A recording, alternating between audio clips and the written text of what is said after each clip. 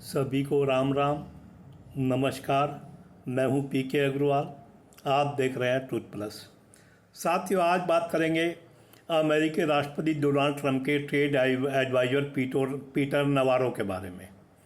आजकल Peter Navarro Bharat के बारे में काफ़ी कुछ बोल रहे हैं।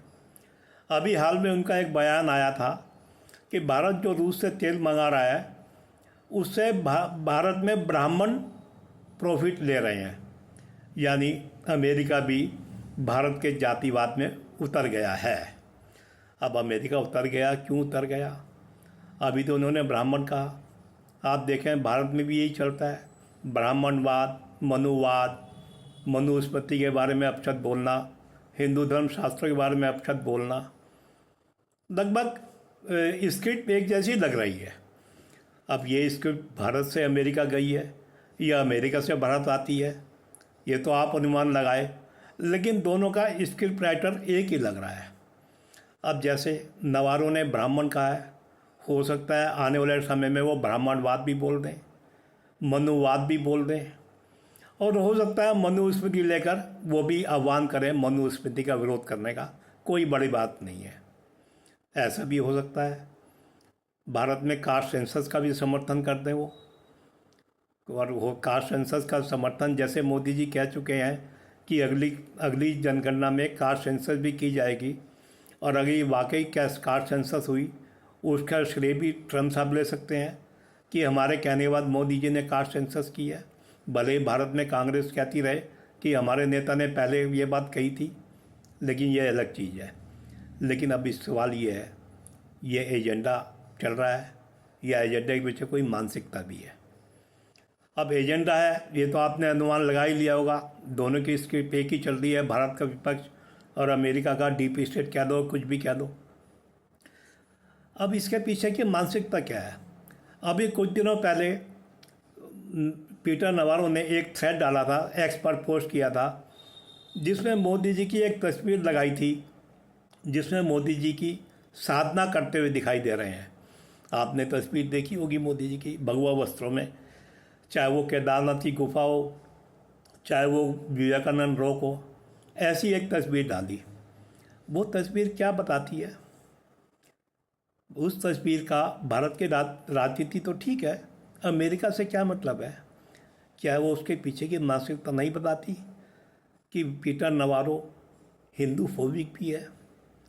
क्या ऐसा नहीं लगता कि उसे हिंदू धर्म से नफरत है, उसे सनातन धर्म से नफरत है, उसे भारत की संस्कृति से नफरत है, उसे भारत की योग प्रणाली, साधना प्रणाली, तपस्या प्रणाली, ऋषि परंपरा से नफरत है?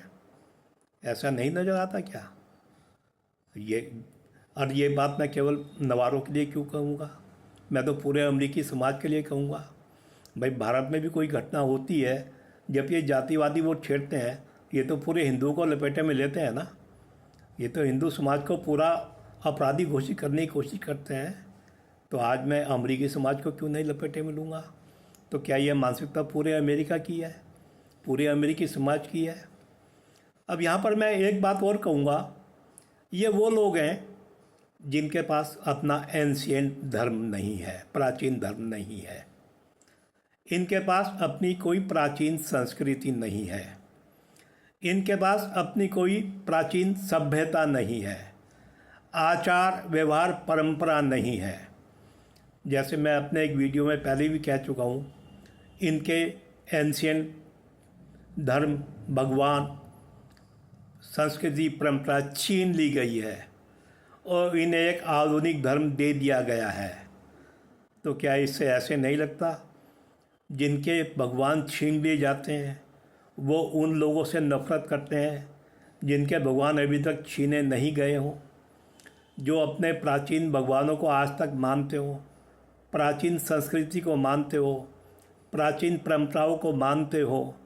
क्या ये कोई ऐसी मानसिकता नज़र नहीं आ रही आपको?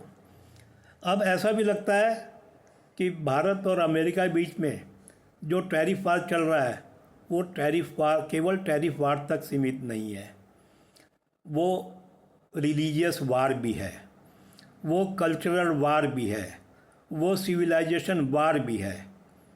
अमेरिका भारत की बढ़ती हिंदुत्ववादी छवि, सनातन छवि, परंपराओं से परेशान है। इसलिए उसे मोदी सरकार से नफरत है।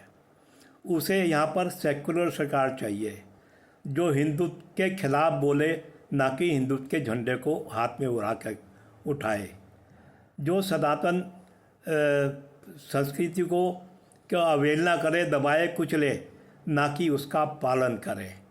आप सोचिए, क्या ये मानसिकता पीटर नवारो की, जो अमेरिका का ट्रेड एडवाइज़र है, क्या ये साबित नहीं करती?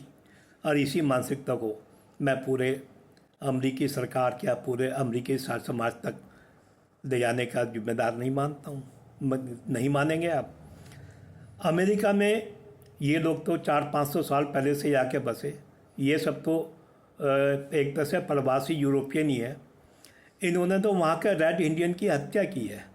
और मैं तो वीडियो यहाँ तक देखा हुआ है मैंने कि इन्होंने करोड़ों रेड इंडियन की हत्या की है। भयानक नरसंहार, वो युद्ध है, नरसंहार है, कैसे भी है, करोड़ों।